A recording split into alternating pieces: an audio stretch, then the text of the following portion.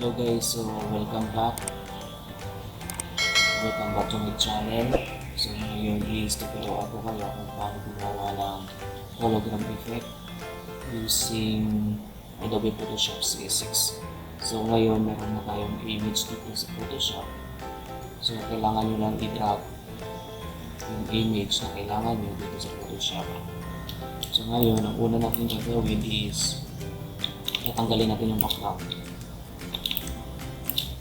So, gamit ko dito sa pagtanggal ng background is control. Yung shortcut key nito is P. So, dapat naka-path kayo, hindi yung shape. At yung magamitin natin.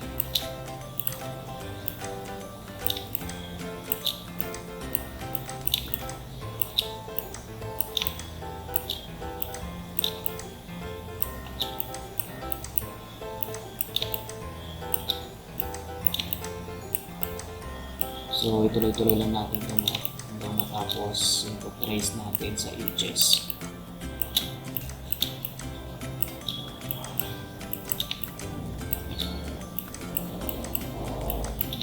Kung hindi kayo marunong gumamit ng pen tool, meron din naman mga other choice sa pagtanggal ng background.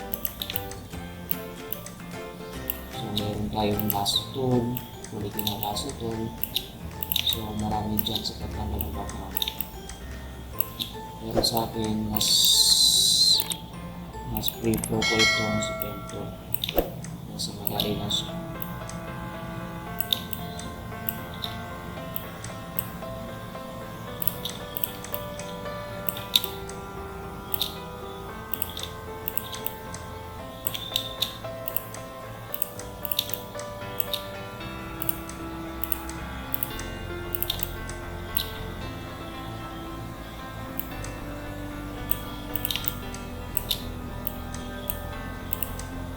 So, tapos na. So, yung susunod na gawin natin is punta tayo dito sa selection and 0.05 lang para hindi masyado sharp yung edge. And then, yung gagawin natin is punta tayo dito kayo ito sa Adobe tool. Then, right click natin siya, real view up.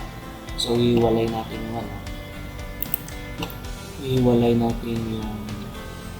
yung subject sa background. Then, add tayo ng layer. Ilagay natin dito sa ilalim. Then, pipick tayo ng color white for background. Then, select natin si paint bracket tool. Then, yan. After nyan, mag-add tayo ng new layer. So, dapat nasa taas siya.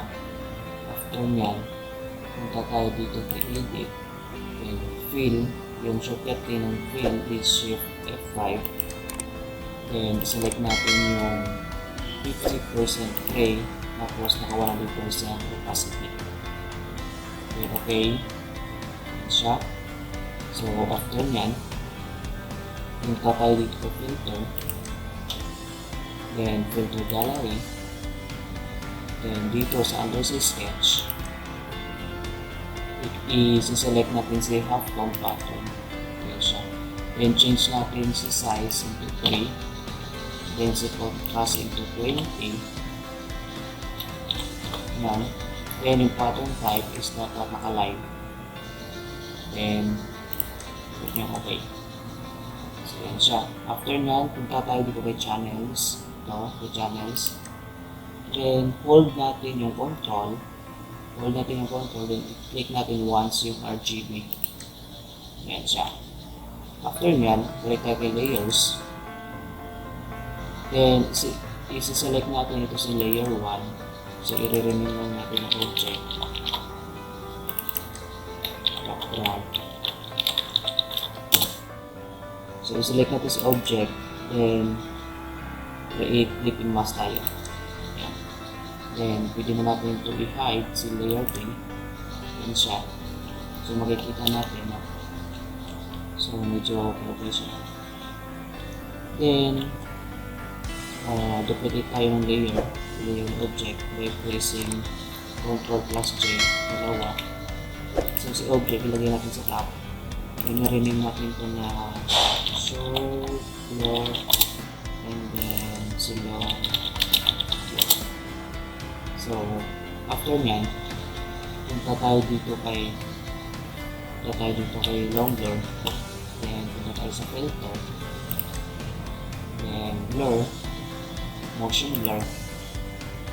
So okay lang yung angle na yan. Then yung distance, i-change natin to 150. Then click OK. Then the same with short blur. Punta tayo sa blur, filter, blur, then motion blur. Pero dito sa short blur, konti lang yung distance na. Hindi natin sa dito. Yan. So after nyan, so tapos na.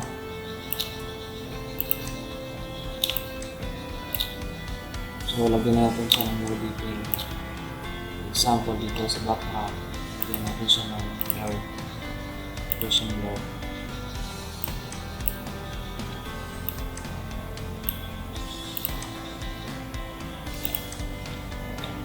So ito na yung tinatawag natin na